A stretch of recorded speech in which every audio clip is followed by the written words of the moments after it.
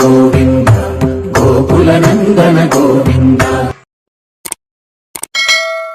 ஆழ்வார்கள் வாழி அருளிச் செயல்வாழி.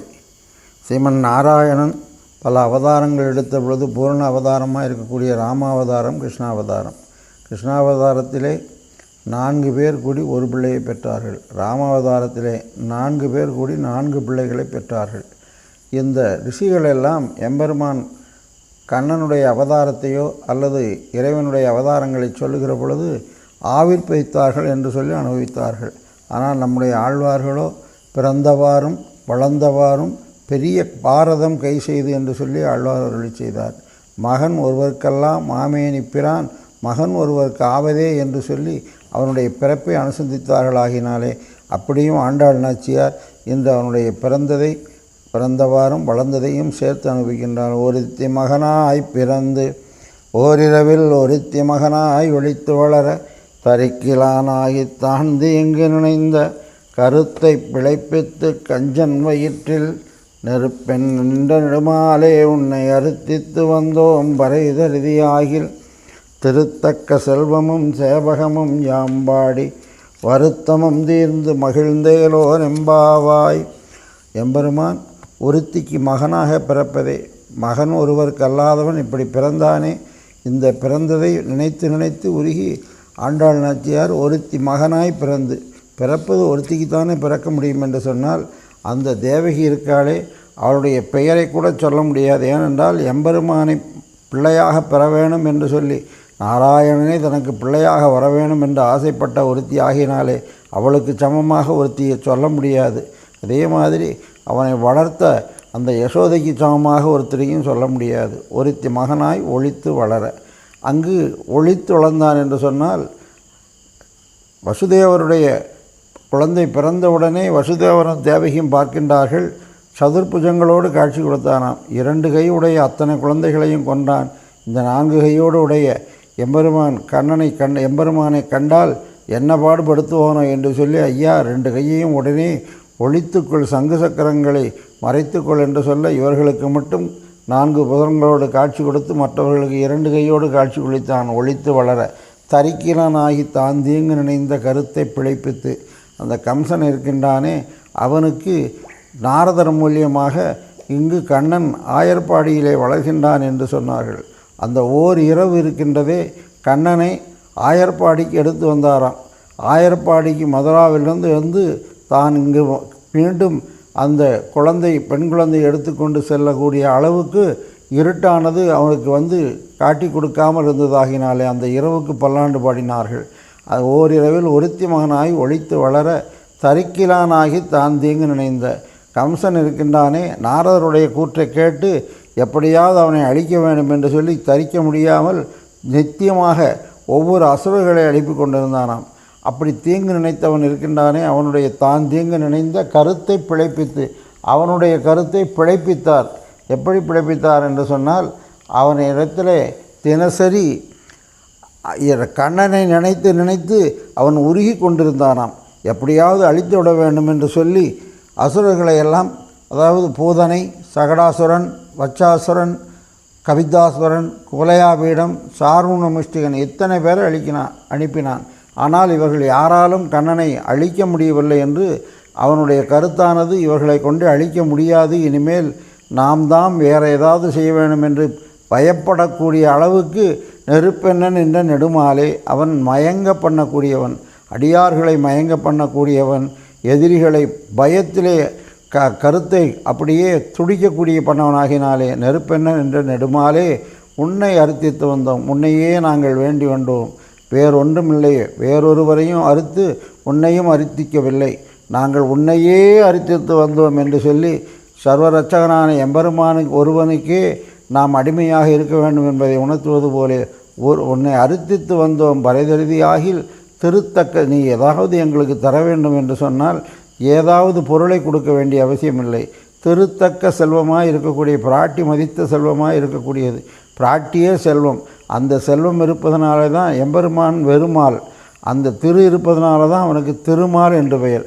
நம்முடைய சம்பிரதாயமானது ஸ்ரீ வைஷ்ணவம் என்று பெயர். பிராட்டியை முன்னிட்டு கொண்டு தான் இந்த வைஷ்ணவத்துக்கே பெயர்.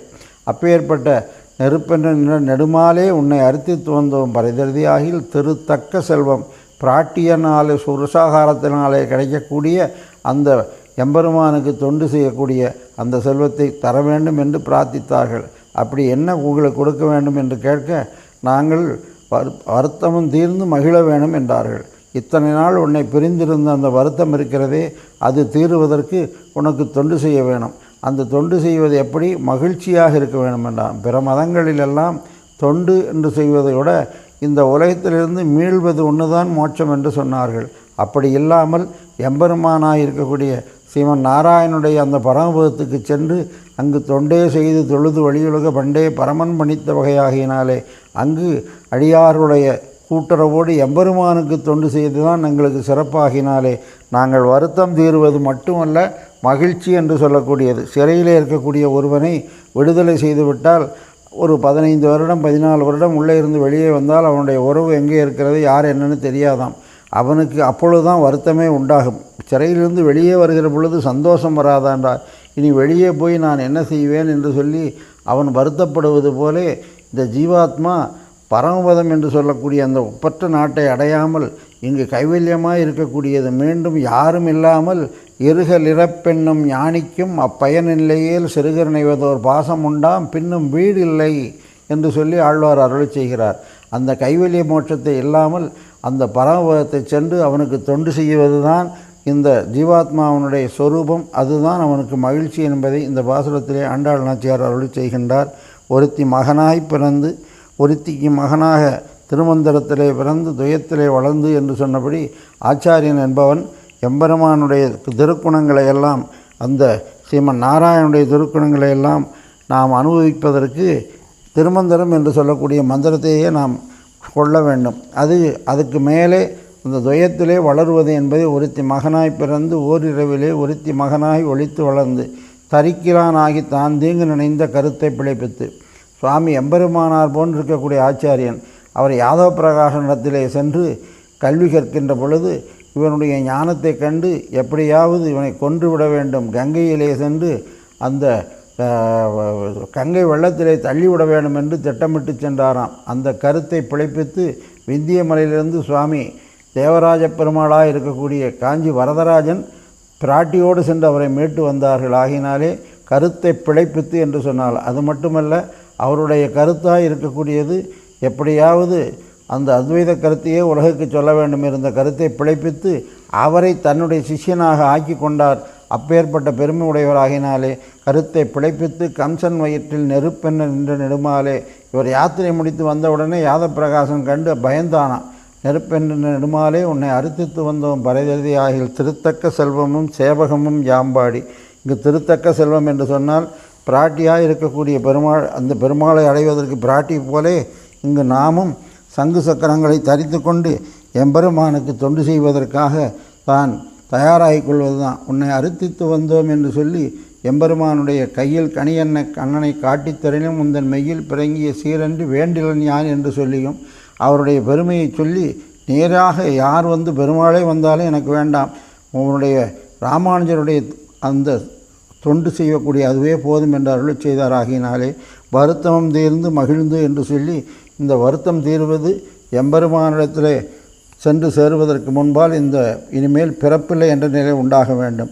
அது கைவல்யத்துக்கும் உண்டு. அப்படி இல்லாமல் மோட்சம் என்று சொல்லக்கூடிய அர்ச்சாதிகதியிலே சென்று உற்றேன், உகந்து பணி செய்து உணபாதம் பெற்றேன், இதே இன்னம் வேண்டுவது எந்தாய் என்று சொல்லி அடியார்கள் குலாங்கள் அலகோலக்கம் இருக்க ஆனந்தமயமான மண்டபத்திலே சென்று அந்த படியாதுமில் இருக்கும் பரமன் இருக்காரே அவருடைய திருவடிவாரத்திலே தொண்டு செய்வது தான் இந்த ஜீவாத்மாவுடைய லட்சணம் என்பதை உணர்த்தி காட்டுவது ஆச்சாரியனுடைய கிருபை ஆகினாலே அப்பேற்பட்ட எம்பெருமானார் போன்றிருப்பதையும் இந்த பாசுரத்திலே உணர்த்துவதாக நாம் கொண்டு அனுபவிக்கலாம்.